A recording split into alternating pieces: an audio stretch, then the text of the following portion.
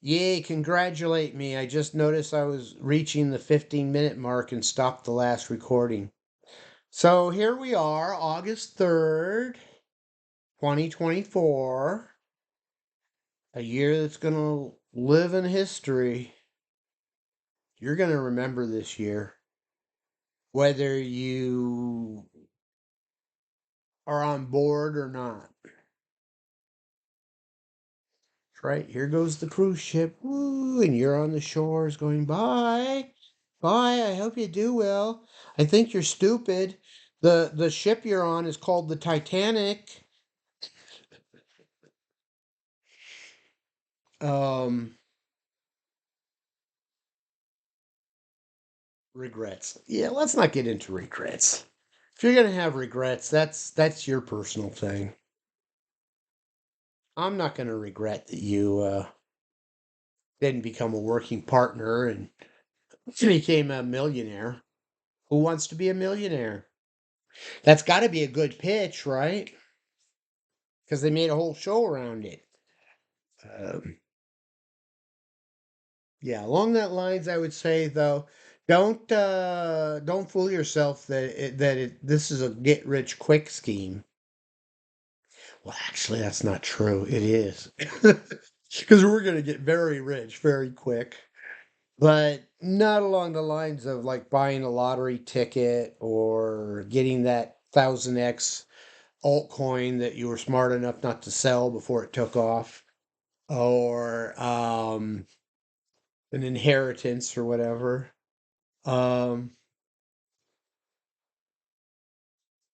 yeah, I think I've got my shot at inheritance. I can't think of any other sources that would be heading my way. I'm welcome it, sure, surprise. But you know what? It would just go into Green Terramur. I'm putting my all in Green Terramur.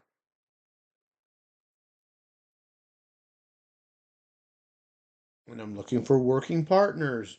No employees. If you got an employee mindset and you're thinking 200K a year, that'd be pretty good. I'd go with that. I'd be loyal to that. Then this isn't right for you. Wage slave. I mean, come on, stop being a slave. I own me. I own my day. I own my assets. I own. You're selling yourself cheap. As far as I'm concerned, you're selling yourself cheap. You need 200,000 a year. And if I get promoted up high enough, it might be 18 million a year. Even 18 million a year is paltry compared to what I'm offering.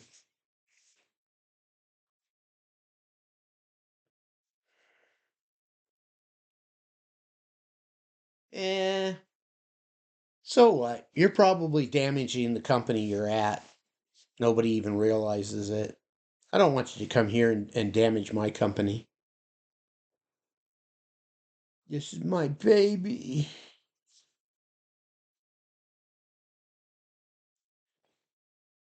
So I can't think of anything I want to say. But it's not even to 4 minutes, so I need to blather on for another 7 minutes or so. And I can go take a break. Hey, are you having fun yet? Are you enjoying watching this? If not, my tendency is to say go away. Um, but I don't know. Hang in there a little longer. Maybe I'll say something that'll resonate with you. Oh boy, resonate. That takes me into vibrational wellness. Do you know how vibrational wellness works? Damn, I've got enough time to tell you. I was going to try to stall.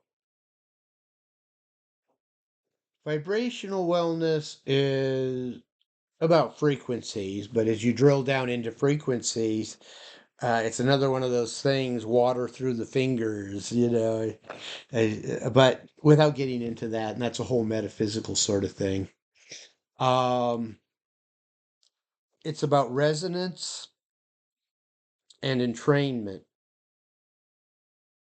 And then the Mobius strip kind of comes around because if you get the objects in your home entrained to a specific frequency set, the theory is I'm experimenting with. The theory is that those objects then exude or emit that frequency, which then causes other objects in the house to resonate. So you see, I don't do binaural beats with a headset. That's kind of stupid. No, if you're gonna have, so you extend past your what you think of your body, you extend past your skin. It's a fact. If you don't realize how it's a fact, you're ignorant. I don't care if you call yourself a scientist or what. A lot of people that claim that they're scientific and stuff are really full of shit. Okay, so what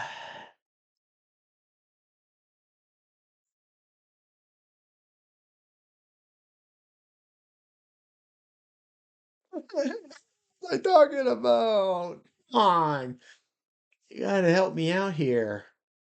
Yeah, so resonance entrainment and back to that entrainment emits something to resonate with other objects. So like in Helen Home AI project, whose vision and or mission is to wrap a home's occupants in comfort and well-being, and that's where vibrational well-being comes in. So a Helen Home uses vibrations to try to uplift and improve the environment of the whole home.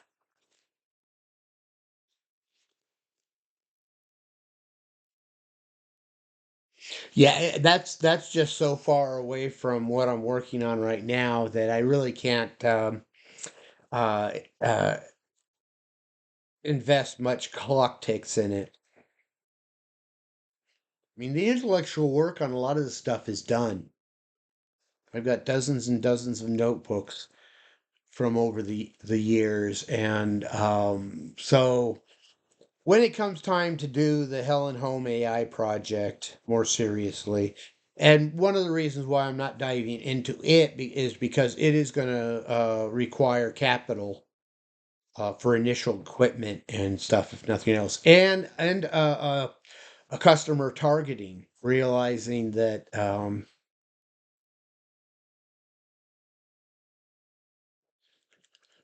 I'm reminded of another good story from my professional experience. But I don't want to get into that because then I'd be telling that and not this. And what was this? You can't expect everybody to have a Helen Home node.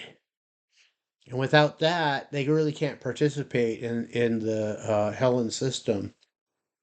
Um, though I'm with my current one, we may be able to offer like for $250 or something a Helen Home node.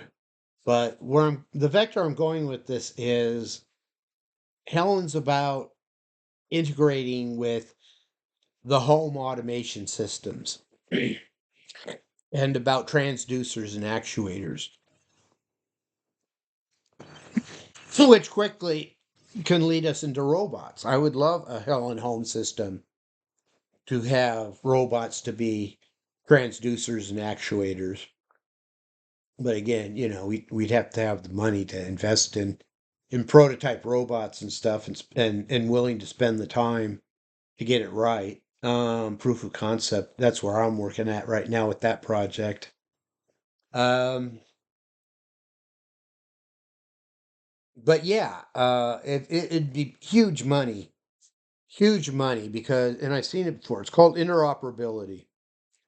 So, but my point was, our clients are going to need to have a certain amount of wealth. Never mind. Yes, we'll have business plans that'll tap into the elite wealthy where 6,000, 60,000, whatever we want to charge, 2 million for a Helen Home system. They got it. They'll buy it. Um, we'd want to grow into that market, not jump right in and rely on such people. We want to be more ubiquitous. I mean, already just the fact of you got to have the internet and you got to have a Helen Home node is a big barrier for the majority of the population on this planet. But you've got like smart home trademark, I guess, automation. There's X10 is another protocol I've played with. But just hypothetically say, yeah, there's like a dozen home automation vendors out there. And the thing is, this is another insidious evil from the 20th century.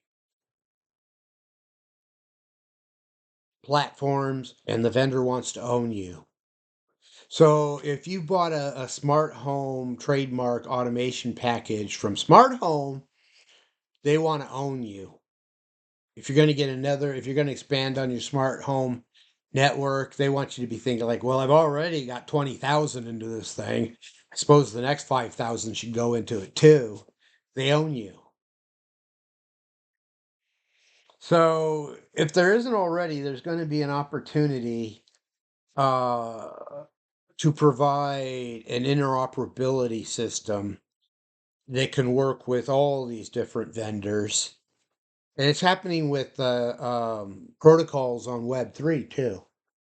That's very big, like Chainlink. Chainlink's very big for that because you can seamlessly or smoothly use all these other protocols, and Chainlink is your interoperability layer or system.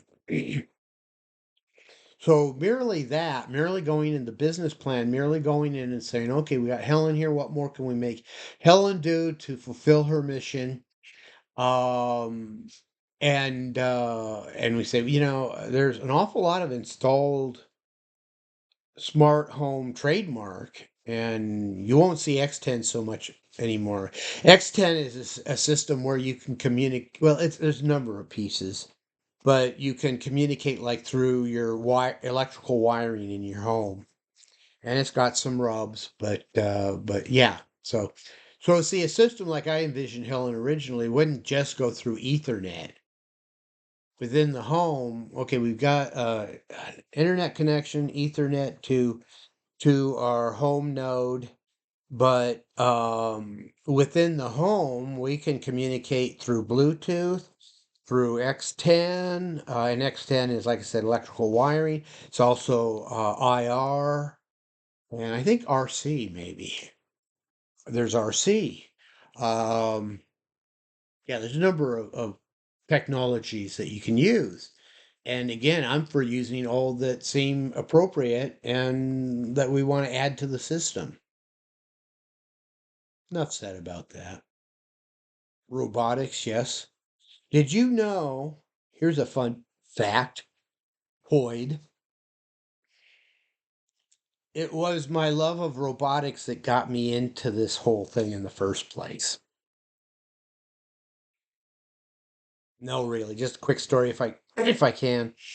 We went to Griffin College in Bellevue because my wife was interested in their program about becoming a legal secretary.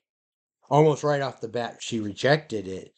But they had just bought a failed vocational college that was teaching the innovative skills of microcomputer technology so you could become a microcomputer technician. And they took you from electronic math, all components that nobody ever cares about anymore, and on to robotics. They had a Hero 6000 robot that you could troubleshoot and program. It had a little hexadecimal pad on it and no memory, so if your program failed to run, you had to type it all in all over again. Anyhow, it was the robotics. I thought, cool, you got robotics. And when they told me, well, we can get you financial aid, they had me. I was sunk. And that's how I got into computers professionally. Yay. And now you're one of the exclusive few.